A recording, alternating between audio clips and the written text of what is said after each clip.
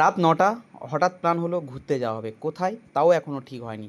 ততক্ষণ ভাবতে, ভাবতে আমরা সাউথ বিষ্ণুপুর পেট্রোল পাম্পে চলে গিয়েছি আর ওখানে প্রত্যেকের গাড়িতে তেল নিয়ে নিয়েছি। কারণ আমরা জানি কোথাও যেতে গেলে তেল থাকাটা খুব প্রয়োজন, কারণ কখন রাতে ফিরবো। তো যাই হোক, ভাবতে, ভাবতে আর এটা মুনিপ ও ভাবছে কোথায় যাবে, কোথায় বলতে, বলতে আপাতত এরা আবার বলছে কোথায় যাবে, কোথায় যাবে এটা বলতে, বলতে ততক্ষণ আমি বলে দিয়েছি যে আমরা যাবো সোজা লক্ষ্মীকান্তপুর বিরিয়ানি খেতে। তাই আর দেরি না করে প্রত্যেকের গাড়িতে আমরা তেল মেরে বেরিয়ে পড়েছি একদম লক্ষ্মীকান্তপুরের উদ্দেশ্যে। তাই দেরি না করে তেল মারা শেষ, আমরা বেরিয়ে পড়লাম একে একে। আর রাস্তা দিয়ে আমরা যাচ্ছি, তখন শুনছেন রাস্তা রাত ৯টা, প্রায় ৯:৩০ বেজে গিয়েছে। আর এরকম আড্ডা মারতে মারতে আমরা ৯ জনে বেরিয়ে পড়েছি লক্ষ্মীকান্তপুরের উদ্দেশ্যে বিরিয়ানি খাবো বলে। তো চলো, আর আমাদের সঙ্গে ওই যে মাঝখানে বসে রয়েছে ইব্রাহিম মেজো, ওকে মেজো মেজো করি আমরা। আর আমাদের সঙ্গে আরও অনেকজন রয়েছে। আর এদিকে বাই স্কুটি নিয়ে আমাদের সঙ্গে ওই মুনিফ, ও সব সময় মোস্তানি, ওর ব্যাপার স্যাপার আলাদা। ওই রাস্তা ফাঁকা জায়গায় হাত ছেড়ে দু হাত ছেড়ে গাড়ি নিয়ে চললো বিরিয়ানি খেতে। তো এরকম আরও অনেক মজা রয়েছে আমাদের সঙ্গে, সবাইকে দেখাবো। আর সত্যি কথা বলতে আজকের এই রাত্রে মুনিবের খুব ইচ্ছা ছিল গাড়ি নিয়ে পড়ে যাব। তো চলো, এই ভাবতে ভাবতে আমরা বিরিয়ানি দোকানে চলে এসেছি। প্রত্যেকে একে একে এবার আমরা ঢুকছি, কারণ এই দোকানটা বিরিয়ানি বিখ্যাত। বলে রাখি যে স্টেশনে ঢুকতে ঠিক বাম দিকে একদম হাজি বিরিয়ানি, এখানে খুব ভালো বিরিয়ানিটা করে।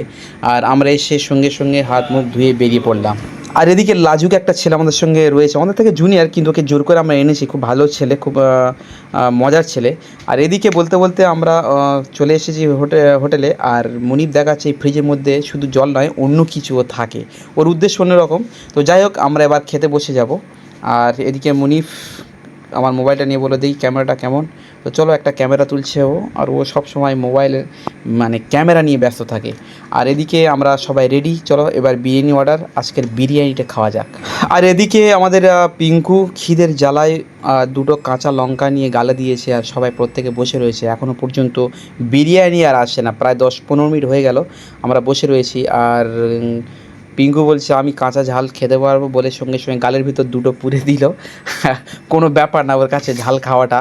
আর সঙ্গে সঙ্গে বলতে বলতে আমাদের বিরিয়ানি হাজির। প্রত্যেকের প্লেটে ১ প্লেট করে আমরা বিরিয়ানি নিয়ে ফেলেছি আর খাওয়া শুরু করেছি। আর খাওয়ার সময় তো ভিডিও করা সম্ভব নয়, খেতে গেলে সব সময় মন দিয়ে খেতে হবে।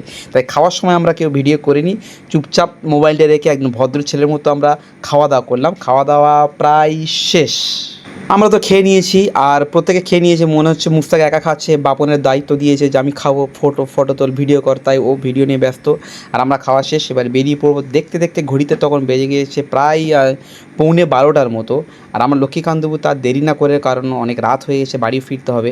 তো সঙ্গে সঙ্গে খেয়ে আমরা বেরিয়ে পড়েছি বাড়ির উদ্দেশ্যে। আর সত্যিই এখানকার বিরিয়ানিটা অন্যরকম ছিল। তাই মনিককে জিজ্ঞেস করছিলাম কেমন হয়েছে বিরিয়ানিটা, তো ও বলছে খুব ভালো লেগেছে, খারাপ না।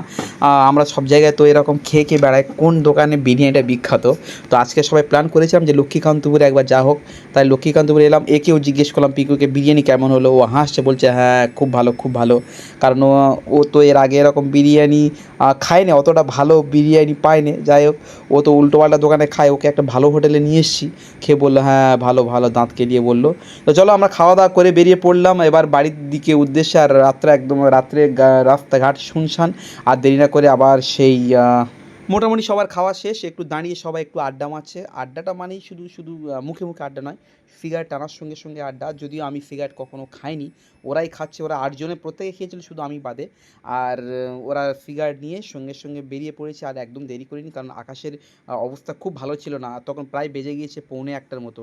আর বাড়ি ফিরতে আরও 1:30 হয়তো বেজে যাবে। আর ওই দেখাচ্ছি যে আকাশে একদিকে মেঘ আর একদিকে চাঁদ দেখা যাচ্ছে। আর এরা এই খাওয়া দাওয়া করে রাস্তার মাঝখানে ব্যায়ামে বসে গিয়েছে, কারণ প্রচুর খাওয়া খেয়েছে। রাস্তার মাঝখানে ওদিক থেকে গাড়ি আসছে, বড় বড় গাড়ি।